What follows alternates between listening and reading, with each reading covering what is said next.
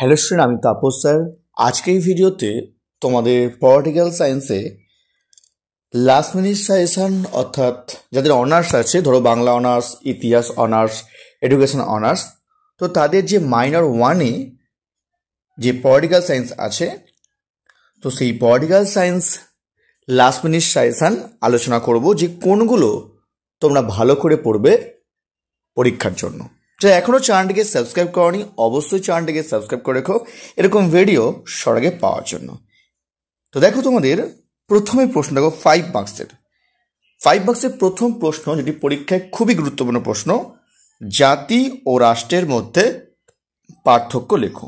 এটি খুবই ইম্পর্টেন্ট তোমাদের এবারের জন্য। নেক্সট দেখো, জনগণের সার্বভৌমিকতা তত্ত্বটি লেখো। এটিও কিন্তু 5 মার্কসের জন্য একটি অত্যন্ত প্রবল একটি গুরুত্বপূর্ণ প্রশ্ন এবারের জন্য।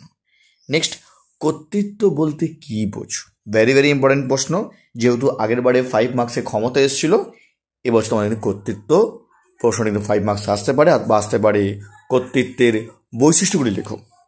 নেক্সট, প্রতিরোধের অধিকার টিকা লেখো। অর্থাৎ এখানে যে 4টি প্রশ্ন তোমার দেওয়া আছে, 1, 2, 3, 4, 4টি প্রশ্নই কিন্তু পরীক্ষার জন্য প্রবল ইম্পর্টেন্ট।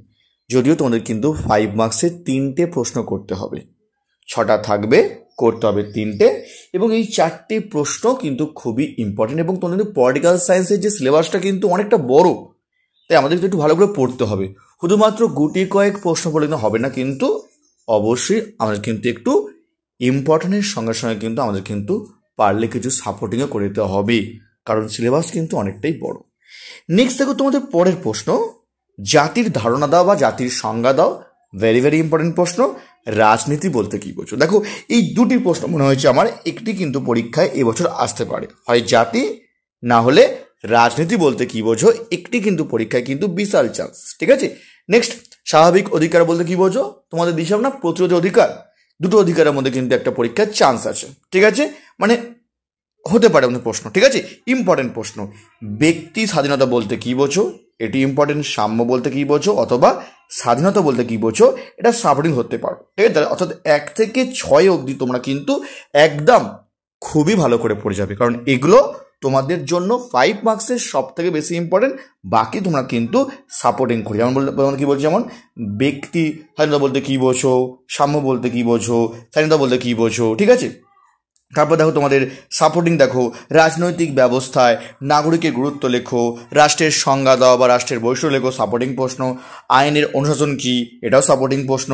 অধিকার ও কর্তব্যের মধ্যে সম্পর্ক লেখো, এটাও তোমাদের সাপোর্টিং প্রশ্ন। অর্থাৎ এগুলো আগে 1 থেকে 6 ভালো করে করার পর তারপর সাপোর্টিং করে যাবে, কারণ তোমাদের পলিটিক্যাল সায়েন্স সিলেবাস কিন্তু অনেকটাই বড়, গুটি কয়েক প্রশ্ন করলে কিন্তু হবে না। আমি তোমাদের জাস্ট বলে দিলাম তোমাদেরকে আমি যে কোনগুলো পরীক্ষার জন্য সব থেকে বেশি ইম্পর্টেন্ট, ওগুলো ভালো করে পড়ার পর তারপর তোমরা কিন্তু অবশ্যই সাপোর্টিং করে যাবে। এবার তোমাদের আমি 15 মার্কসের যে প্রশ্নগুলি আছে তাকে বলবো, এখনও যারা চ্যানেলটিকে সাবস্ক্রাইব করনি অবশ্যই চ্যানেলটিকে সাবস্ক্রাইব করে রাখো এরকম ভিডিও সঙ্গে পাওয়ার জন্য। আর যদি কেউ নোটস কিনতে চাও, তো স্ক্রিনে আমার ফোন নাম্বার দেওয়া আছে, তোমরা চাইলে কিন্তু আমার সঙ্গে জয়েন করতে পারো। দেখো তোমাদের পরের প্রশ্ন, দেখো 15 মার্কস জন্য। দেখো, এবছর তোমাদের কিন্তু এই যে প্রশ্নটি, 1 নম্বর প্রশ্নটি হচ্ছে প্রবল চান্স তোমাদের এবারের জন্য। ডেভিড হেল্ডের গণতন্ত্রের মডেলগুলি আলোচনা করো, অথবা প্রশ্ন ঘুরিতে পারে এই ডেভিড হেল্ড কর্তৃক গণতন্ত্রের যে শ্রেণীবিভাগ এটি আলোচনা করো, অথবা সনাতনী গণতন্ত্র ও অংশগ্রহণমুখী গণতন্ত্রের ধারণা দাও। এটা 15 মার্কসে আসতে পারে। ঠিক আছে, কারণ দেখো জনস রলসের যে ন্যায় তত্ত্বটি, ওটি আগের বছর তাদের মাইনর যে পেপার ছিল চলে এসেছিল, তো তার বিকল্প প্রশ্ন হচ্ছে এইটি। দুটি প্রশ্নের মধ্যে পরীক্ষা একটি আসে। তোমাদের কিন্তু পল সায়েন্সে কিন্তু মাঝে মাঝে প্রশ্ন রিপিট হয়ে থাকে, সবসময় হয় না। যদি প্রশ্ন রিপিট না হয়ে থাকে তাহলে তোমাদের কিন্তু এই 1 নম্বর প্রশ্নটি বলবো আমি তোমাদের 15 মার্কস জন্য সব থেকে বেশি ইম্পর্টেন্ট তোমাদের পরীক্ষায় আসার জন্য, পলিটিক্যাল সায়েন্স মাইনর পেপারের জন্য, যাদের অর্থাৎ অন্য বিষয়ে অনার্স কিন্তু পলিটিক্যাল সায়েন্স মাইনর। আমি অনলি ফর জেনারেল বলছি না কিন্তু, মানে যাদের অনার্স আছে তাদের যে পলিটিক্যাল সায়েন্স মাইনর পেপার আছে আমি তাদের এই সাজেশন দিচ্ছি, এটা কিন্তু অনলি ফর জেনারেল কিন্তু নয় কিন্তু। ঠিক আছে, নেক্সট দেখো পরের প্রশ্ন, দেখো রাষ্ট্রের সার্বভৌমিক সম্পর্কে বহুত্ববাদী তত্ত্ব অথবা একত্ববাদী তত্ত্ব সম্পর্কে ধারণা দাও। দেখো, এটি হচ্ছে এমন একটি প্রশ্ন যেটি তোমাদের জন্য কিন্তু এবছর হয় 5 মার্কস, না হলে 10 মার্কস, না হলে 15 মার্কস। এবার তোমরা বলবে যে স্যার 10 মার্কসের প্রশ্ন আসে না, তো এর সঙ্গে কোনো একটা 5 মার্কসের প্রশ্ন অ্যাড করে দেবে, দিয়ে দিল হয়তো সার্বভৌমিকতা বলতে কি বোঝো, ওর সঙ্গে তোমার 10 মার্কসের প্রশ্ন দিয়ে দিল যে রাষ্ট্রের সার্বভৌমিকতা সম্পর্কে বহুত্ব ধারণা ব্যাখ্যা দাও। ঠিক আছে, তো তোমরা কিন্তু বলো 2 নম্বর প্রশ্নটা কিন্তু একদম বলতে পারো বিশাল 100-র মধ্যে কিন্তু 100% চান্স পরীক্ষা আসার জন্য, হয় 5 মার্কস, নয় 10 মার্কস, নাহলে 15 মার্কস। তো দুটোর মধ্যে দুটোই কিন্তু পরীক্ষা কিন্তু এবছর কিন্তু বিশাল ইম্পর্টেন্ট, তোমরা কিন্তু একদমই মিস করবে না, তোমরা কিন্তু ভালো করে পড়ে যাবে। ঠিক আছে, নেক্সট দেখো তোমাদের পরের প্রশ্ন, তোমাদের আইনের সংজ্ঞা দাও, আইনের ধারণা দাও, আইনের প্রকৃতি, আইনের বৈশিষ্ট্য বা উৎস লেখো। এটি কিন্তু বিশাল ইম্পর্টেন্ট, এটি ভেঙে ভেঙেও আসতে পারে প্রশ্নটি, অথবা তোমাদের কিন্তু 5 মার্কসও আসতে পারে, তোমরা কিন্তু ভালো করে করে যাবে 15 মার্কসের জন্য। ঠিক আছে, কি বললাম, খুবই ভালো পড়বে। এই 3 নম্বর প্রশ্নও কিন্তু পরীক্ষা কিন্তু বিশাল বিশাল বিশাল ইম্পর্টেন্ট প্রশ্ন। নেক্সট, স্বাধীনতা ও সাম্যের মধ্যে সম্পর্ক লেখো, অথবা আসতে পারে আইন ও স্বাধীনতার মধ্যে সম্পর্ক লেখো, অথবা আসতে পারে আইন, স্বাধীনতা ও সাম্যের মধ্যে পারস্পরিক যে সম্পর্ক লেখো। অর্থাৎ 1 থেকে 4 তোমাদের জন্য সব থেকে পরীক্ষা কিন্তু বিশাল বিশাল ইম্পর্টেন্ট বলতে পারো।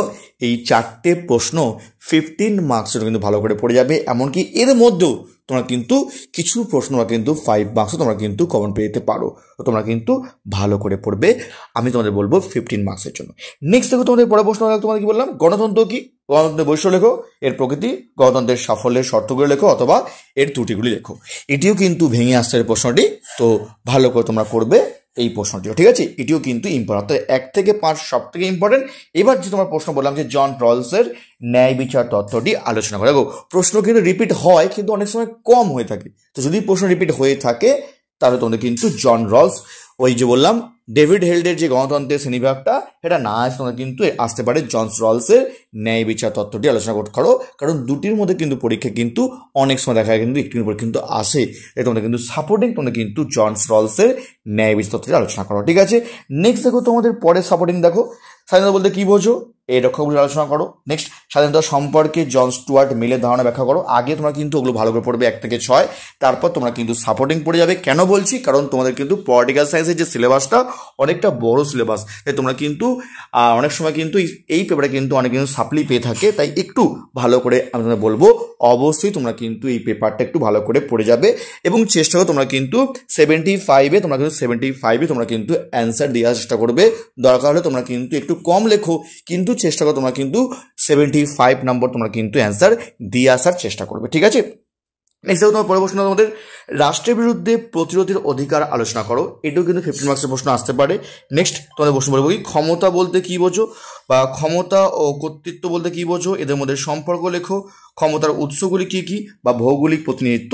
এটা 5 মার্কসে ইম্পর্টেন্ট প্রশ্ন, আমি তোমাদের দেওয়া হয়নি 5 মার্কসে, তাই এখানে তোমরা দিয়ে দিই তোমাদের প্রশ্নটি, তোমরা কিন্তু অবশ্যই তোমরা করে রাখবে ভৌগোলিক প্রতিনিধিত্বটা। ঠিক আছে, তো 1, 2, 3, 4 তোমাদের যে প্রশ্ন তোমার দেওয়া আছে, তোমরা কিন্তু এগুলো সাপোর্টিং ভাবে করে যাবে, কারণ সিলেবাস অনেকটাই বড়, আর এই পেপারে কিন্তু অনেক সময় কিন্তু অনেকে সাপ্লি পেয়ে থাকে, তাই তোমাদের বলবো একটু চেষ্টা, তোমরা বলবো তোমাদেরকে আমি যে তোমরা কিন্তু পারলে একটু ভালো করে তোমরা কিন্তু এই পেপারটা ভালো করে পড়ে যাবে এই পেপারে। নেক্সট তোমাদের এক্সট্রা দেখো, তোমাদের এক্সট্রা প্রশ্ন, তোমাদের নাগরিকতা উদারতাবাদী ধারণার সমালোচনা করো, অথবা নাগরিকতা অর্জনের উপায়গুলি আলোচনা করো। নেক্সট, রাষ্ট্রের উদারবাদী ধারণার বিশ্লেষণ করো। তো এগুলো হচ্ছে এক্সট্রা প্রশ্ন, আগে ইম্পর্টেন্ট পড়বে, তারপর সাপোর্টিং, তারপর যদি সময় থাকে অন্ত জাস্ট তোমরা কিন্তু চোখের দেখা দেখে যাও এই প্রশ্নগুলি, যদি প্রশ্ন আসে তবে প্রশ্ন হয়তো কঠিন হয়ে গেল, তখন হয়তো তোমরা সেরে আসতে না হয়, যাতে অন্ত তোমরা কিন্তু কিছু হলেও তোমরা নিয়ে আসতে পারো, তো সেই জন্য বলবো এক্সট্রা জাস্ট তোমরা কিন্তু চোখের দেখা দেখেছো। তো এই ছিল তোমাদের পলিটিক্যাল সায়েন্সের বলতে পারো একদম অধ্যায়ভিত্তি বলতে পারো, লাস্ট মিনিটও বলতে পারো, এবং শেষ মুহূর্তে প্রস্তুতি বলতে পারো। তো যে প্রশ্নগুলো পরীক্ষা আসতে পারে তো সেগুলো আলোচনা করলাম। সে চ্যানেলটিকে সাবস্ক্রাইব করোনি, অবশ্যই চ্যানেলটিকে সাবস্ক্রাইব করে রেখো, এরকম ভিডিও সবাইকে পাওয়ার জন্য। তো আজকের মতো এইটুকুই, খুব তাড়াতাড়ি পারলে তোমার জন্য নতুন কোনো ভিডিও নিয়ে আবার আসবো।